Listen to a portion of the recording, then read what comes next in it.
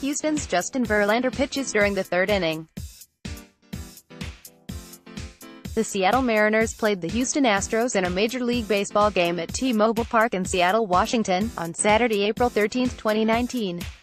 Joshua.bessex joshua.bessex at Gateline.com. Seattle is discouraging as the first 4 games of this homestand may seem to some. Seattle Mariners manager Scott Servais sees no reason for panic. There will be some great stretches, and there will be some that we struggle a little bit.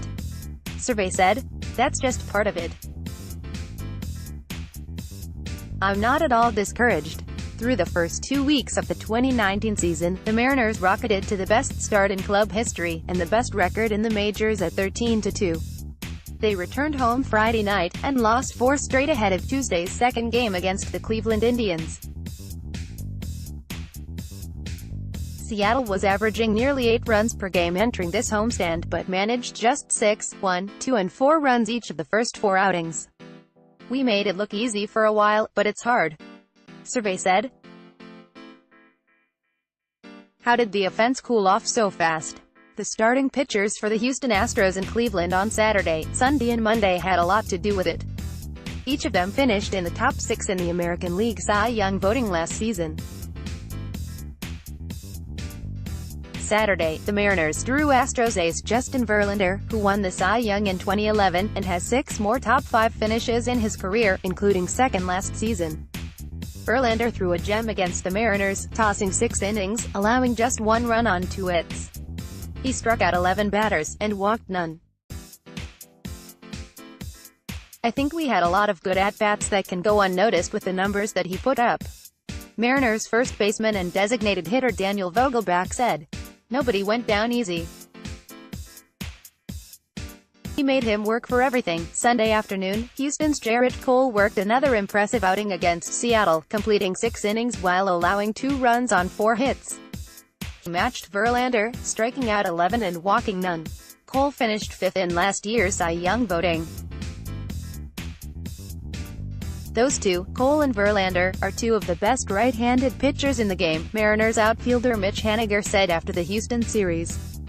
"It's always a battle." Then came Cleveland's Bauer on Monday night. He worked through 6 2/3, allowing 1 run on 5 hits, struck out 8 and walked 3. The Mariners lead the majors in offensive strikeouts with 190, and had double-digit strikeouts each of the first 4 games of the homestand, but much of the recent lull has been a product of the opposing pitching. Servais said he's happy with how his players have approached at-bats. "The approach was good," Servais said. "The approach always isn't driven by the walks and the strikeouts. You're hoping you walk a little bit more, but because the quality of the pitching has been better, you might only get 1 pitch to hit in an at-bat, and it might be one that you take, it might be one that you foul off. Whereas, if the guys maybe aren't as seasoned, or just the quality of the stuff isn't as good, you might get 2, 3, 4 pitches to hit in at-bat. So, if you do foul one off, you're still okay. As the stuff improves, and the ability of those pitchers to execute their pitches, it gets tougher to hit." Servais said Verlander, Cole and Bauer did well getting ahead of the Mariners in the count, and throwing strikes with both their primary and secondary pitches. "They've all thrown strikes with more than just 1 pitch," Servais said. "That's what it takes to be successful in this league. And they're not just throwing strikes with more than 1 pitch, they're doing it with plus stuff. Congrats." Russell Servais offered his congratulations to Seattle Seahawks quarterback Russell Wilson, who in the wee hours of Tuesday morning announced that he and the Seahawks organization had reached their highly anticipated contract deal. Wilson signed an unprecedented $140 million contract extension with Seattle, and is expected to remain with the Seahawks for at least the next 5 seasons. He is the highest-paid player in the NFL, Servais said. "Congratulations to Russell and the Seahawks." Servais, a Wisconsin native, was jokingly asked if he thought Wilson is better than Green Bay quarterback Aaron Rodgers. He smiled, and didn't directly answer, but noted his excitement for the Seahawks keeping a player of Wilson's caliber. "He's obviously the face of the franchise," Servais said. Injury updates: left-handed starter Wade LeBlanc was placed on the 10-day injured list Sunday with a grade 2 strain in his right oblique, but is aiming to return to Seattle's rotation sooner rather than later. LeBlanc was initially projected to miss 4 to 6 weeks after leaving Friday night's game against Houston in the 5th inning. He threw 92 pitches, and on his final of the outing, came out of his motion grabbing at his right side.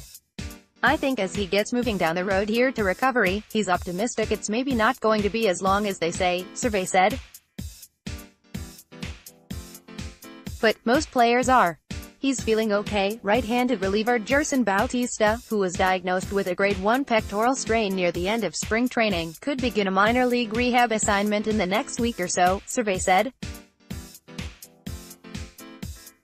He said Bautista will likely throw another bullpen, and some live batting practice before the assignment.